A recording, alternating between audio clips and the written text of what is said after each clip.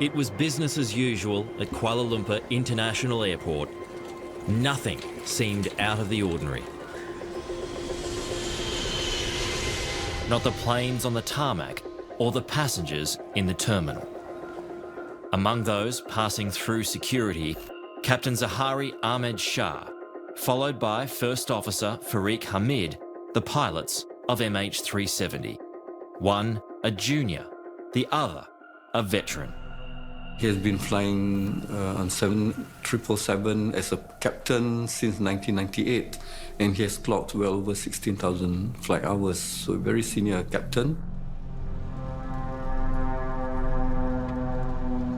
MH370 was 777. It's a pretty decent aircraft. It's a lovely aircraft. So Captain Zahari Shah, he was on a very good airline in very good plane. Yeah, and he was a type-rated examiner too, so he's at the top of the tree. So pretty powerful position for him to be in. And very trusted.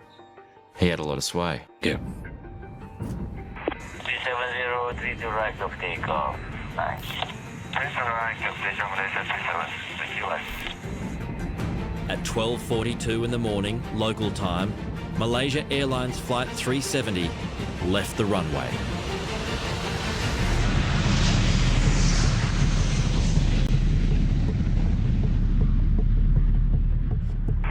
Good night, Malaysia 370.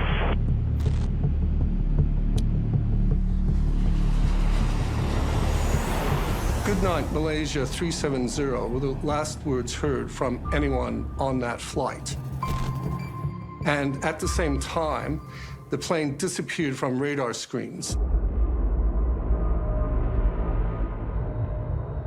The aircraft was supposed to land in Beijing at 6:30 a.m.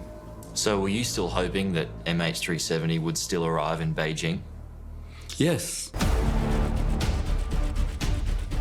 6:30 a.m. in Beijing, when the plane should have landed, delayed, flashed on the arrivals board.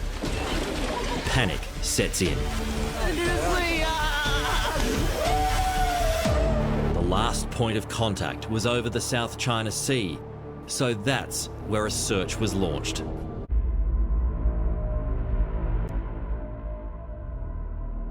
My theory is what's always been is that it was the captain who was responsible. It was done probably as a political protest. Captain Zahari Ahmed Shah was politically active and a distant relative of Anwar Ibrahim, the country's opposition leader, who was convicted of sodomy a day before the doomed flight. He was said to be quite upset by that verdict. Now, he was active in the party, but again, there's no claim of responsibility in any of this. But that's one lead. Again, would it be enough for him to take such drastic action without saying he did it? Difficult to say. If you go through Zahari's Facebook posts, very politically active, very anti-government, so there's a case to be made there. Captain Zahari was a 53-year-old pilot with 18,000 flying hours. He was a married father of 3 adult children and a grandfather, known as Ari to his friends and Uncle Ari to his many nieces and nephews. Hi everyone, this is a YouTube video that I made as a community service. In his downtime, Captain Zahari also made videos for his own YouTube channel. In the background here is his home flight simulator. Is it possible that he hijacked the plane and killed those people? I absolutely don't agree with that. Why? I don't see him as a person who could do that. But the just-released whisper tracking of the plane suggests otherwise. Using ham radio signals to detail MH370's flight path, it raises the possibility that politics may have been involved in the plane's disappearance. So he's come up, followed the coast of Sumatra, the east coast and the north coast, down the west coast of Sumatra, and this is the really interesting thing. That is a holding point or a holding pattern. According to the Whisper flight path, at 12 minutes past 3 in the morning, 2.5 hours after takeoff, MH370 went into a holding pattern. How can you tell that? Because there's a loop of the shape. Yeah, if you see it larger. Wow. So it's a 22-minute holding pattern. Wow. There's no reason to do that. And you have to be manned to do that. Normal aviation, you would think so, yeah. There's been a holding pattern that's basically accounted for some 22 minutes of flying. Yes. Which would take it off the previous endpoint. Reduce the distance it could go south. And this is all according to Whisper. Yes. Only the plane's flight recorder will tell us if MH370 did go into a holding pattern. What do you think was going on for those 22 minutes? Possible negotiation between maybe someone on the ground acting in concert with Captain Zahari, who I believe was responsible. And I think you've got to take into account that his political hero, Anwar Ibrahim, was locked up 5 hours before they left. If I had to speculate, I would say there's a negotiation going on there. You have a new election, you resign, telling maybe Najib that he needs to resign. So that's a possibility. But as we discovered in 2020, there were high-level discussions about the captain going on between Canberra and Kuala Lumpur just days after the plane vanished. My understanding, my very clear understanding from the very top levels of the Malaysian government is that from very, very early on here, they thought it was murder-suicide by the pilot. They said that to you? I'm not going to say who said what to whom, but let me reiterate, I want to be absolutely crystal clear. It was understood at the highest levels that this was almost certainly murder-suicide by the pilot, mass murder-suicide by the pilot. How long after the plane disappeared did that information become clear to you?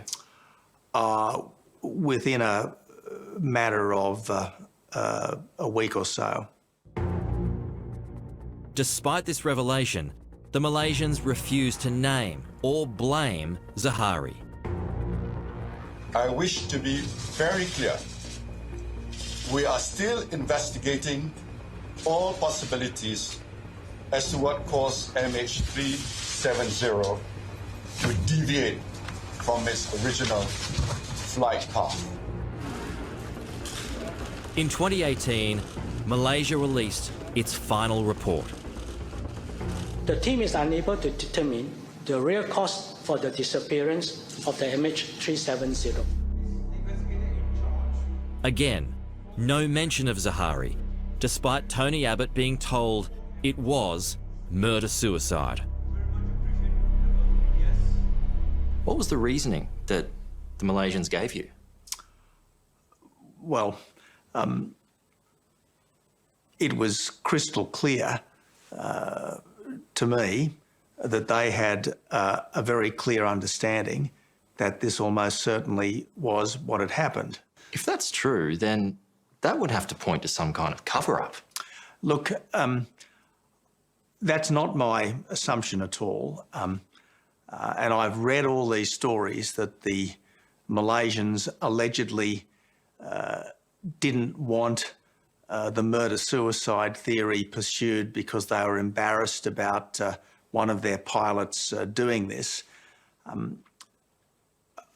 I have no reason to accept that. I also met with the Malaysian Prime Minister's wife a month after this happened in Perth, and she alluded to the fact that she believed that the pilot had taken the plane. Now, I got threats on Facebook about how dare you say that, that didn't happen, you know, you're putting words in her mouth. And then for our Prime Minister to come in and say he knew, I was fuming, absolutely fuming. Because what were we waiting for? What were we hanging our hearts out on every day? Every day we'd wake up saying, is today the day they're going to find them? And here's the Prime Minister sitting there knowing, and the Malaysian government knowing, that it was a murder-suicide by the pilot.